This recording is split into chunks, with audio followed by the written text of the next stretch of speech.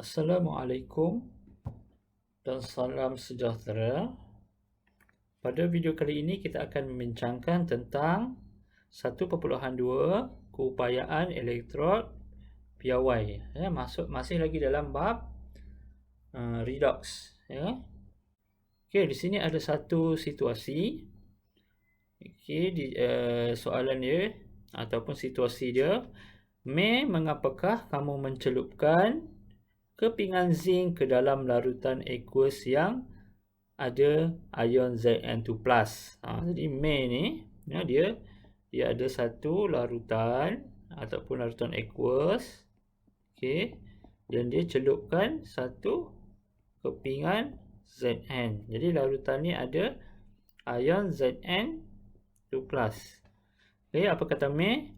Oh, ini susunan radas untuk setengah sel. Jadi kalau ada satu je, ya, kita panggil setengah sel. Ada satu larutan aqueous dan juga satu kepingan logam, kita panggil setengah sel.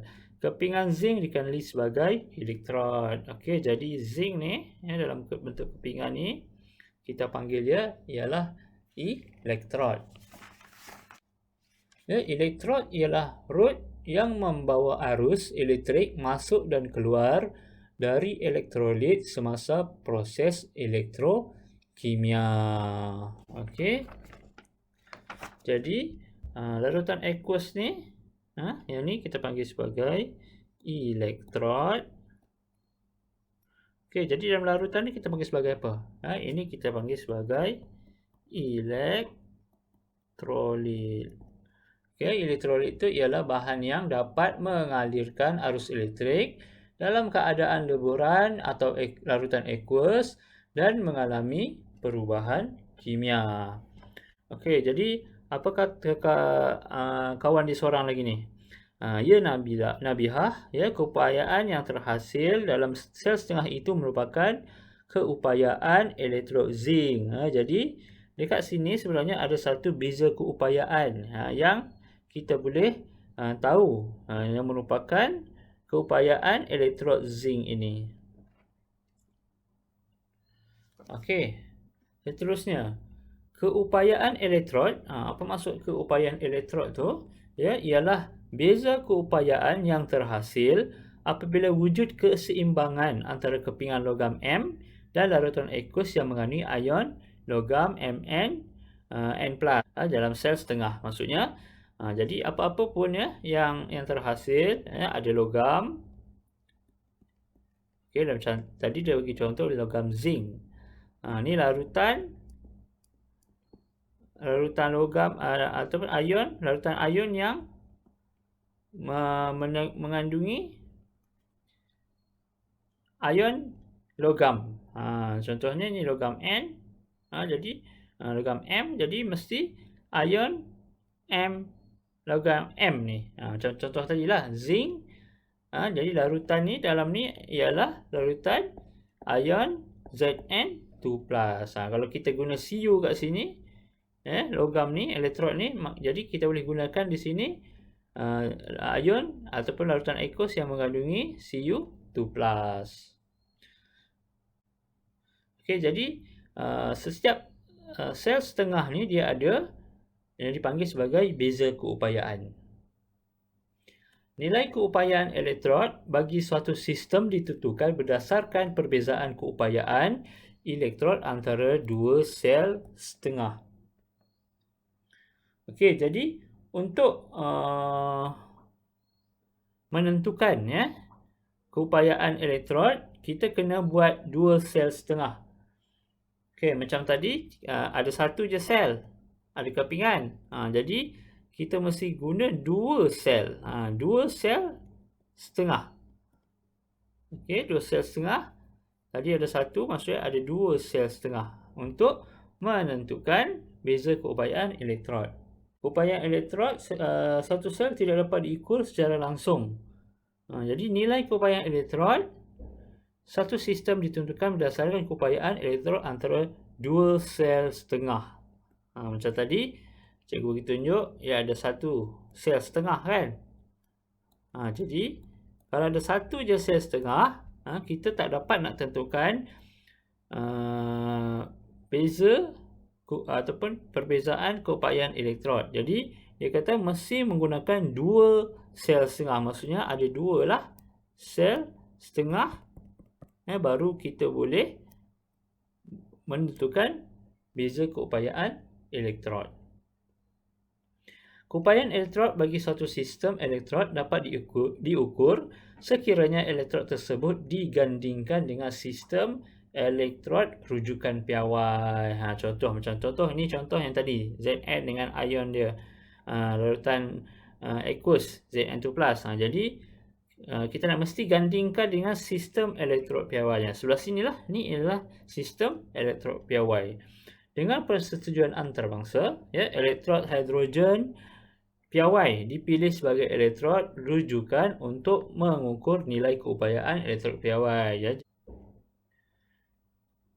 Okey, jadi keupayaan elektrod piawai bagi sel diukur pada keadaan piawai. Jadi untuk elektrod piawai tadi dia ada syarat-syarat dia ataupun keadaan dia. Yang pertama, mesti kepekatan ion dalam larutan aqueous tu adalah 1.0 dm negatif 3. Mesti 1.0 mol dm negatif 3. Larutan dalam ni mesti 1.0 yang mengandungi ion hidrogen.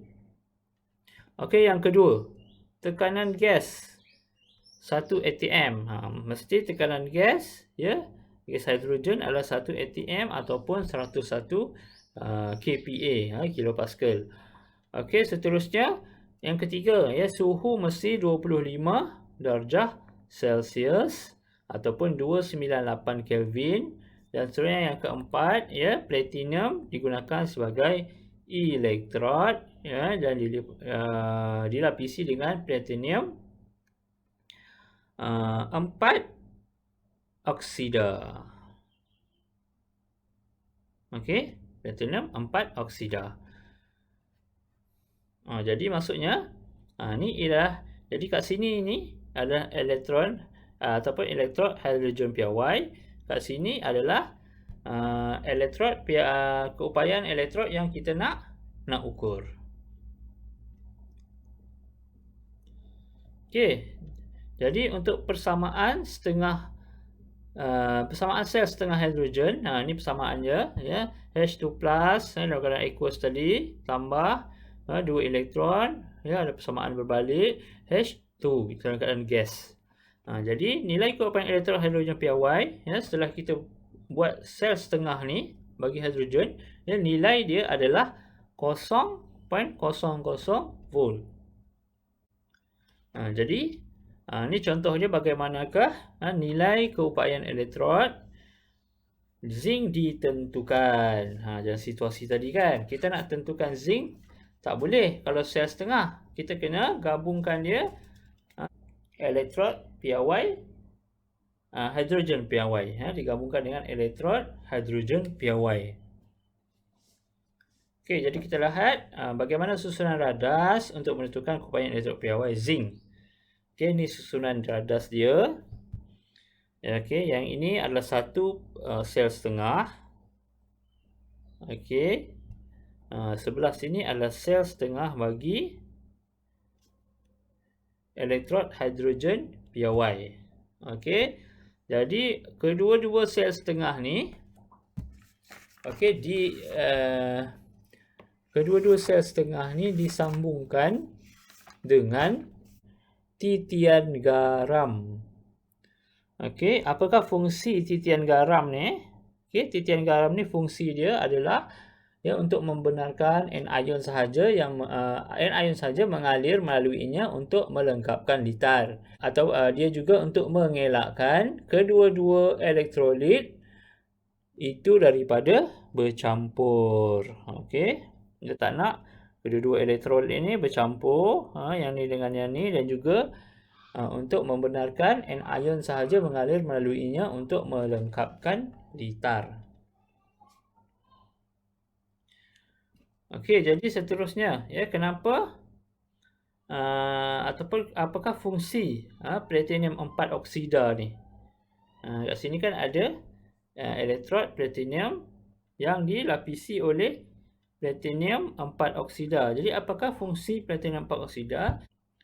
Okey, jadi apakah fungsi dia? Ya, fungsi platinum 4 oksida tu adalah untuk meningkatkan luas permukaan dan untuk menjerap gas hidrogen H2 supaya molekul hidrogen H2 yang lebih dekat bersentuhan dengan ion hidrogen H+ di dalam larutan.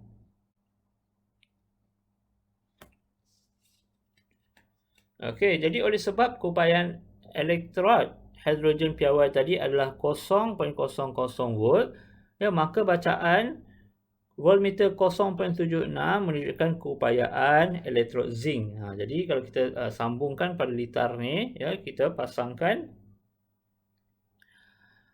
voltmeter, okey, dia akan memberikan bacaan 0.76. Jadi 0.76 itu adalah menunjukkan keupayaan elektrod zinc. Sebab tadi kalau untuk elektrod hidrogen piawai sahaja dia 0.00. Jadi bacaan 0.76, ya, ataupun dekat sini kita dapat 0.76 ni adalah bacaan bagi elektrod zinc.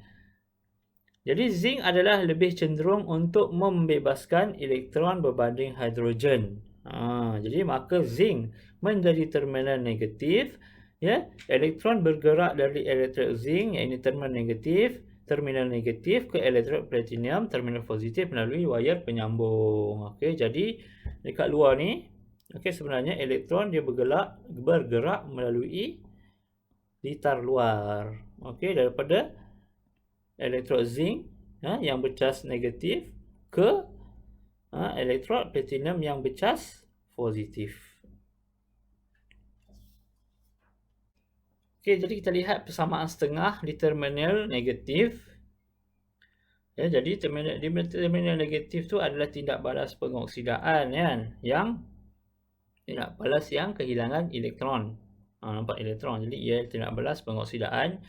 Zn menghasilkan Zn2+ tambah 2 elektron. Untuk persamaan setengah di terminal positif, ia ialah tindak balas penurunan. 2H+ tambah 2 elektron menghasilkan H2. Okey, jadi kalau kita nak menuliskan persamaan keupayaan elektrod piawai sel setengah zinc, ya, kita mesti tulis dia sebagai penurunan. Maksudnya mesti dalam keadaan, ya, menerima elektron. Okey, jadi persamaan dia Zn2+ tambah 2E, persamaan berbalik, menghasilkan Zn, dan kita kena tulis dia punya keupayaan elektrod dia, negatif 0.76. Jadi apakah tanda negatif tu? Ya, tanda negatif menunjukkan elektrod zinc ialah terminal negatif apabila disambungkan kepada elektrod hidrogen piawai. Sebab apa dia negatif? Sebab alasannya di atas ni. Zinc lebih cenderung untuk membebaskan elektron berbanding hidrogen. Seterusnya kita pergi ejen pengoksidaan dan ejen penurunan berdasarkan nilai keupayaan elektrod piawai. Keupayaan elektrod piawai juga dikenali sebagai keupayaan penurunan piawai. Semua persamaan sel setengah ditulis sebagai penurunan. Jadi, ya, nilai elektrod piawai, keupayaan elektrod piawai diukur ialah ukuran kecenderungan satu bahan sama ada menerima atau membebaskan elektron. Okey, jadi mesti tulis dalam ejen persengajaan, ya, tambah elektron. Okey, tindak balas berbalik, dan juga hasilnya ejen penurunan. Okey, ini adalah siri keupayaan elektrod piawai. Okey, ni dia adalah susun. Li di atas sekali, Li plus tambah E menghasilkan Li. Daripada negatif ke positif. Okey, jadi kita lihat kepada siri keupayaan elektrod piawai. Yang sebelah ini adalah tindak balas, dia bagi satu tindak balas setengah sel. Okey. Yang di sebelah kanan ni diberi nilai keupayaan elektrod piawai. Okey, jadi dia disusun daripada kekuatan sebagai ejen penurunan yang meningkat. Yang atas ni dia adalah ejen penurunan yang kuat.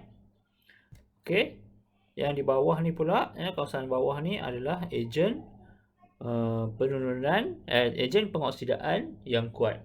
Maksudnya di sini semakin ke atas kekuatan sebagai ejen penurunan meningkat, semakin ke bawah kekuatan sebagai ejen pengoksidaan meningkat.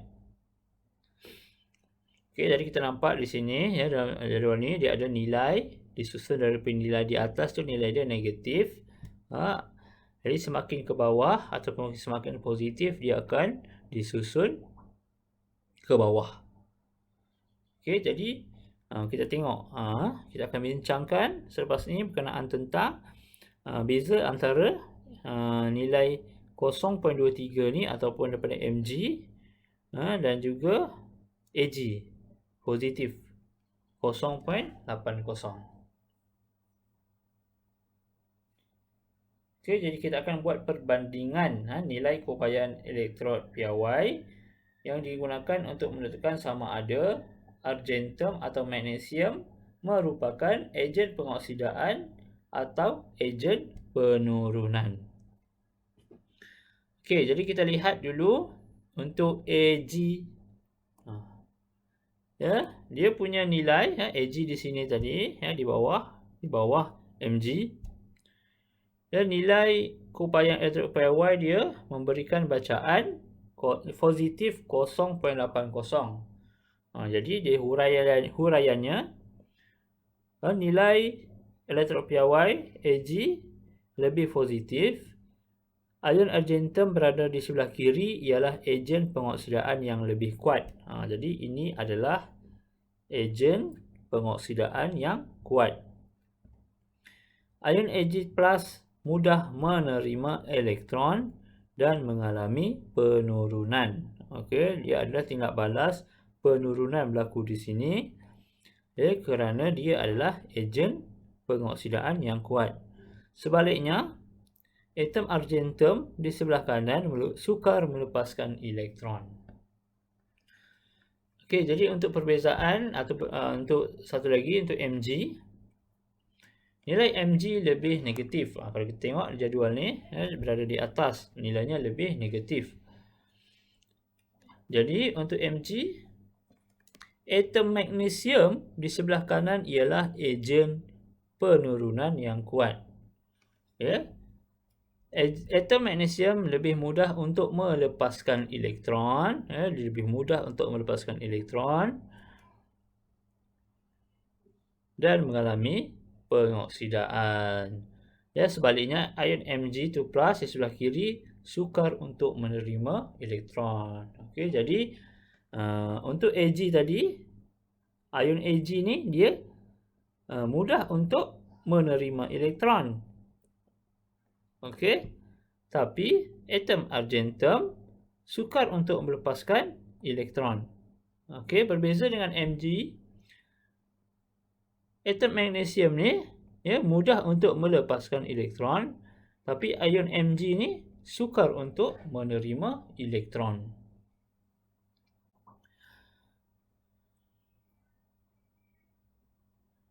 Okey, nilai keupayaan elektrod piawai digunakan untuk menentukan bahan yang mengalami tindak balas pengoksidaan atau penurunan, serta kekuatan sebagai ejen pengoksidaan atau ejen penurunan. Okey, jadi daripada nilai tu keupayaan elektrod piawai, kita dapat tentukan sama ada bahan tu adalah pengoksidaan ataupun tidak balas penurunan, ataupun dia sebagai ejen pengoksidaan ataupun ejen penurunan. Jadi kesimpulannya di sini,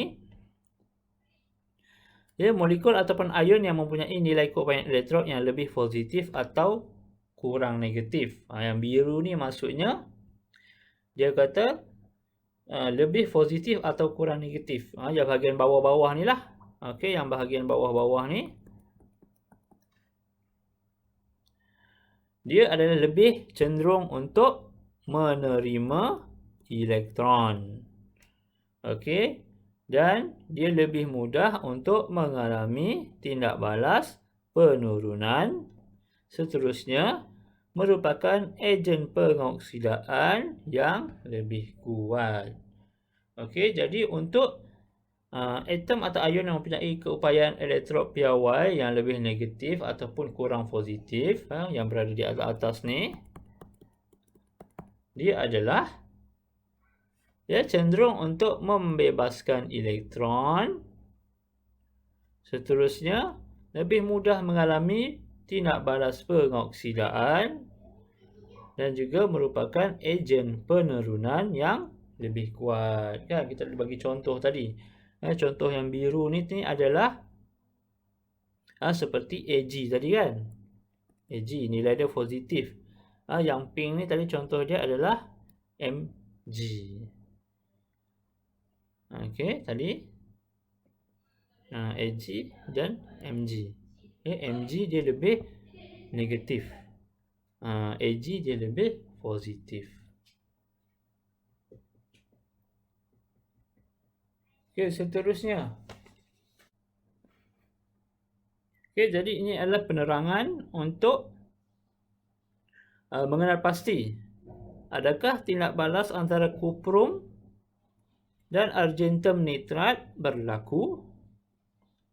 Okey, jadi kat sini kan tengok gambar ni, dalam ni ada larutan AgNO3. Okey, dicelupkan satu logam kuprum. Adakah tindak balas ini boleh berlaku? Ataupun ini dipanggil satu tindak balas penyesaran. Adakah tindak balas penyesaran berlaku? Jadi apa itu tindak balas penyesaran? Okey, cikgu terangkan dulu. Tindak penyesaran ialah jika tindak balas ini berlaku, Cu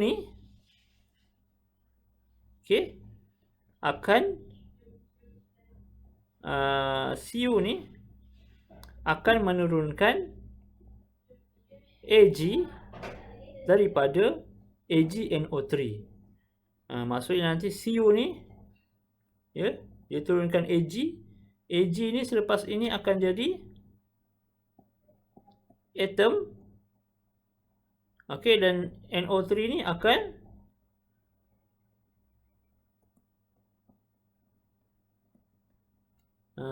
NO3 ni akan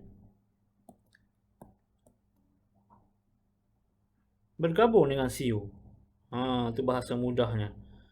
Okey. Contoh. Ini persamaannya. Okey, jadi untuk menentukan sama ada tindak balas ini berlaku ataupun tak, dia ada step dia. Yang pertama, kita kena keluarkan nilai keupayaan elektrod piawai dan susun daripada negatif hingga positif. Jadi bolehlah rujuk kepada jadual ni, siri keupayaan elektrod piawai. Jadi kalau kita tengok kat sini, Cu dan Ag. Okey. Cu.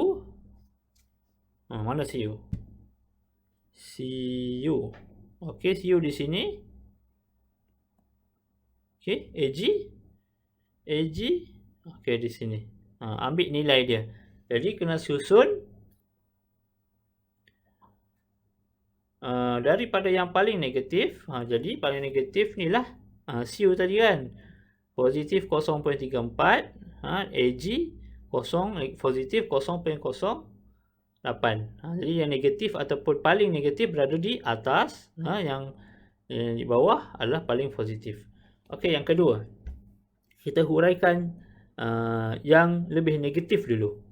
Jadi nilai keupayaan elektrod piawai Cu lebih negatif atau kurang positif daripada Ag.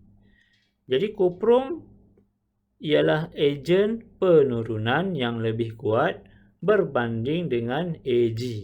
Okey. Oleh itu, kuprum cenderung untuk membebaskan elektron untuk membentuk ion Cu untuk membentuk ion kuprum 2 ataupun Cu2+. Kuprum Cu mengalami tindak balas pengoksidaan. Okey. Yang ketiga, nilai keupayaan elektrod piawai Ag lebih positif daripada Cu. Jadi ion Ag ataupun Ag+ ialah ejen pengoksidaan yang lebih kuat berbanding dengan ion kuprum 2 ataupun Cu2+. Oleh itu, ion argentum Ag+ cenderung menerima elektron bagi membentuk atom Ag. Ion argentum ataupun Ag+ mengalami tindak balas penurunan. Okey. Okey, maksudnya di sini Cu ni akan bertindak sebagai ejen penurunan. Okey. Jadi Cu ni akan menurunkan Ag daripada AgNO3. Jadi akan jadi Ag kat sini. Okey. Dan penyesaran berlaku. Maksudnya Cu telah menyesarkan Ag argentum daripada larutan argentum nitrat. Jadi tindak balas ini berlaku. Tindak balas berlaku antara ejen penurunan yang kuat. Jadi Cu ni adalah ejen penurunan yang kuat, manakala ion Ag ni bertindak sebagai ejen pengoksidaan yang kuat. Jadi Ag akan mengoksidakan Cu kepada CuNO3, manakala Cu telah menurunkan AgNO3 kepada Ag. Okey, seterusnya contoh yang kedua. Okey, diberi dawai kuprum Cu dan dimasukkan ke dalam larutan MgNO3(2). Okey, adakah tindak balas ini boleh berlaku? Adakah Cu ni boleh turunkan Mg ni? Kalau dia boleh turunkan, nanti dia akan jadi Cu. Adakah dia jadi CuNO3? Bolehkah ini berlaku? Bolehkah tindak balas ini? Boleh ataupun tidak. Okey. Jadi sama je step dia. Mula-mula kita kena susun daripada paling negatif ke paling positif. Jadi Mg ni dia adalah paling negatif 2.38. Cu pula adalah paling positif 0.34. Okey, negatif 2.38 bagi Mg, positif 0.34 bagi Cu. Jadi kita pergi kepada Cu dulu. Kita bincangkan, adakah Cu ni ejen penurunan yang kuat? Kalau dia ejen penurunan yang kuat, dia boleh turunkan Mg daripada larutan magnesium nitrat. Kalau dia ni adalah ejen penurunan yang lemah, maksudnya tindak balas ini tidak boleh berlaku. Okey, jadi kita rujuk yang nombor 2. Kita bincangkan kuprum lebih positif daripada Mg. Kuprum adalah ejen penurunan yang lemah. Dia jadi penurunan yang lemah berbanding dengan Mg. Sebab dia lebih positif. Oleh itu kuprum sukar untuk membebaskan elektron untuk membentuk Cu2+. Kuprum tidak mengalami pengoksidaan. Okey, yang ketiga, nilai Mg lebih negatif. Ion Mg ataupun Mg2+ ialah ejen pengoksidaan yang lebih lemah berbanding dengan ion kuprum 2, Cu2+. Oleh itu, ion Mg sukar untuk menerima elektron bagi membentuk atom magnesium. Ion magnesium Mg2+ tidak mengalami penurunan. Jadi tidak balas penyesaran berlaku ke tak berlaku? Tidak berlaku antara ejen penurunan yang lemah iaitu kuprum dengan ejen pengoksidaan yang lemah iaitu magnesium. Jadi kalau ni adalah lemah, ejen penurunan yang lemah, dia tak dapatlah sama dengan magnesium tadi.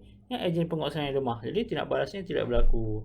Tindak balas yang di atas tadi boleh berlaku. Sebab apa? Okey, sebab Cu tadi adalah ejen penurunan yang kuat. Dia dah akan menurunkan Ag ni daripada AgNO3 kepada Ag. Okey. Akan berlaku tindak balas. Okey. Itu saja penerangan untuk keupayaan elektrod piawai 1.2. Ya, jadi kalau tak faham ya boleh hubungi cikgu. Okey, lepas ini kita akan buat aktiviti 1F. Okey, sekian saja. Assalamualaikum warahmatullahi wabarakatuh.